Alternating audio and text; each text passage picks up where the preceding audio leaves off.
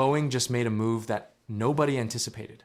After years of silence and speculation, the company revealed critical details about the aircraft everyone thought was dead, the 797.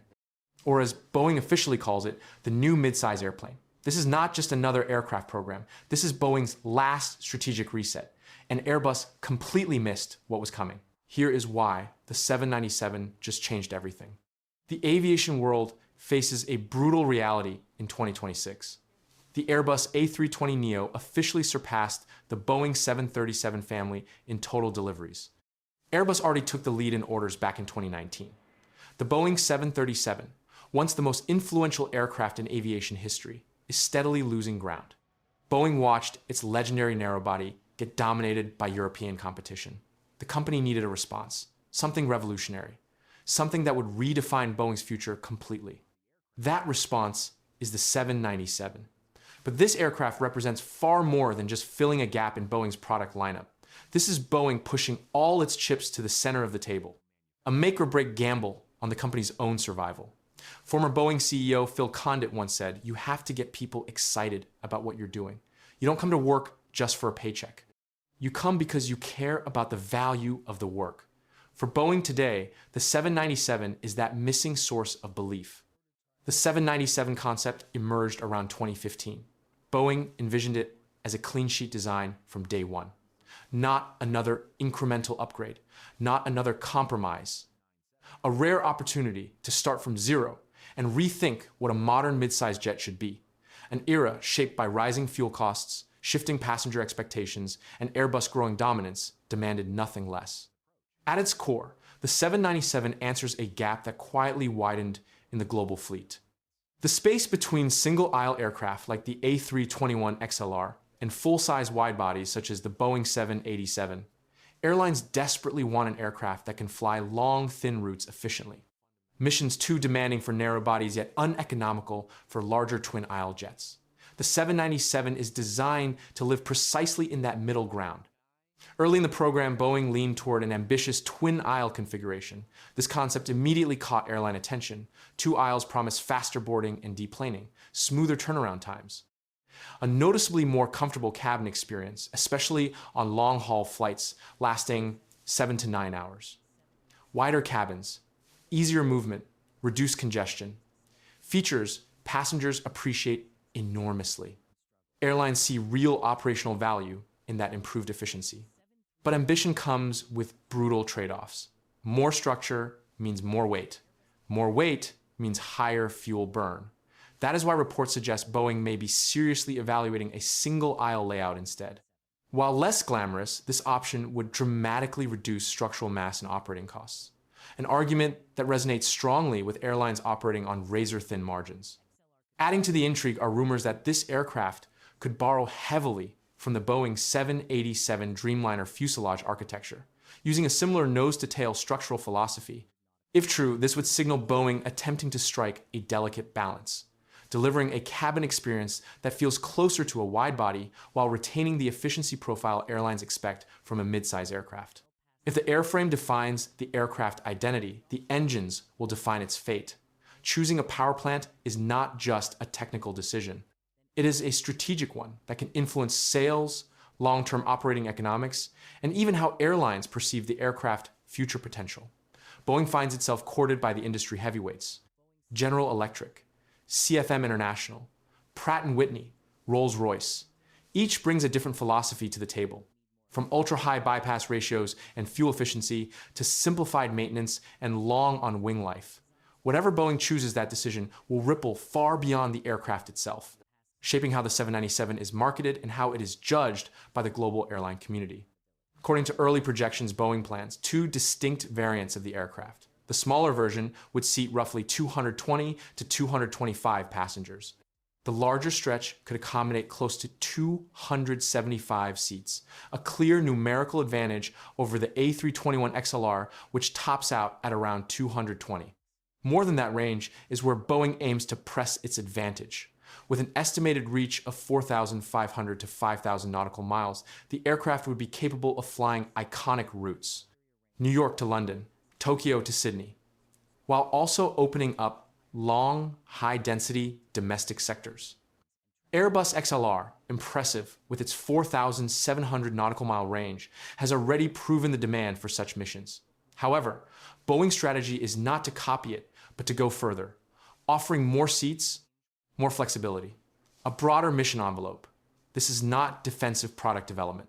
This is Boeing declaring war on Airbus middle market dominance. No Boeing aircraft would be complete without the signature design philosophy. Like the Boeing 787 Dreamliner, the new midsize airplane is expected to make extensive use of carbon fiber composite materials. The advantages are well established: lower weight, reduced corrosion, lower long-term maintenance costs. But composites also unlock less obvious benefits. Higher cabin humidity and lower cabin altitude significantly reduce passenger fatigue on long flights. For airlines, that translates into happier customers. For Boeing, it is a chance to combine efficiency with comfort in a way few aircraft in this segment can match. At first glance, the aircraft seems amazing. The concept sounds compelling, the technology promising. But why does Boeing need to launch this program at this precise moment? Why has the 797 suddenly become so critical to the company future? Because the 797 is not just another aircraft program. For a wounded aerospace giant, it is a make or break gamble. The deeper question then is not why build the aircraft, but why Boeing can no longer afford not to. The first and most urgent reason Boeing needs the 797 lies in its desperate need for a comprehensive reset. Once the undisputed symbol of engineering excellence, Boeing has endured years of reputational damage. From the tragedy of the Boeing 737 MAX to the repeated delays of the 777X, these were not isolated failures. They exposed deeper structural problems in decision-making, culture, and innovation. Financially, Boeing has been drained. Strategically, it has been cornered. While the Boeing 787 Dreamliner continues to perform well on long-haul routes, Boeing suffers from a glaring weakness, a dead zone between small narrow bodies and large wide bodies. Airbus has exploited this gap with ruthless efficiency, while Boeing watched from the sidelines. The 797 is designed to seal that crack in Boeing portfolio. It is envisioned as an aircraft light enough to operate domestic routes efficiently, yet capable enough to generate strong margins on transoceanic flights. More than filling a market niche, it represents Boeing's chance to prove to airlines, regulators, and itself that it still knows how to lead rather than fail. Second, the unavoidable reason is that the Boeing 737 has reached its limits. After more than 6 decades of service, the world's most famous narrowbody has been stretched, re-engined, and reworked to the edge of what physics and economics will allow. The attempt to extract one more generation of relevance from a mid-20th century airframe has already exacted a heavy price. The industry has learned painfully that when you stubbornly push beyond limits, what remains is nothing but risk. The market no longer wants another forced upgrade. It wants a new legend built from the ground up. Boeing must allow the Boeing 737 to retire with dignity and shift its focus to a modern platform designed for 21st century realities. The midsize segment is the ideal battleground, a space airlines increasingly value for its flexibility, where one aircraft can fly transatlantic routes at low cost in the morning and complete high-frequency domestic turns by night. The new midsize airplane is Boeing's opportunity to redefine that segment and to do it properly without compromise. Finally, the 797 is Boeing's strategic counterpunch to Airbus. The current landscape is unforgiving. Airbus not only leads the market, it dominates it. The runaway success of the A321XLR makes this imbalance impossible to ignore. That aircraft has effectively absorbed the customer base once served by the Boeing 757, leaving Boeing with no direct response. Standing still is not an option. The 797, potentially offered in both passenger and freighter variants, is Boeing's clearest path to reclaiming lost ground. It is not merely about winning back contracts. It is about issuing a statement, a declaration that Boeing is no longer content to defend its legacy, but is ready to fight for its future. Boeing has set its sights on a strategic goldmine, known as the middle of the market, a segment once firmly dominated by the legendary Boeing 757 and Boeing 767.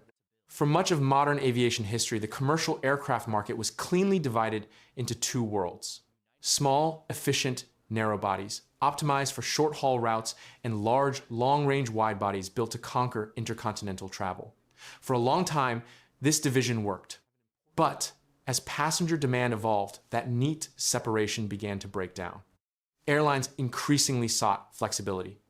Aircraft capable of flying longer distances without the cost burden of a full-size widebody, while still offering more comfort and capability than a traditional narrowbody. This demand gave rise to a technical and commercial gray zone now widely referred to as the middle of the market. The space between what a Boeing 737 can realistically handle and what a Dreamliner can operate efficiently. The roots of this gap trace back to Boeing's decision to end production of the iconic Boeing 757 and Boeing 767 in the mid-2000s. At the time, the move seemed logical. In hindsight, it left a vacuum. The Boeing 757 was often described as an aviation high jumper, remarkably agile, capable of operating from relatively short runways, yet possessing the range to cross the Atlantic with ease. Alongside it, the Boeing 767 served as a compact widebody, allowing airlines to fly medium-haul routes with far lower operating costs than larger aircraft. Together, they formed a uniquely versatile duo. The 797 is more than just a new jet. It is Boeing's bridge to a sustainable future. But with a potential debut not expected until 2030, Boeing faces a grueling race against time and a relentless competitor.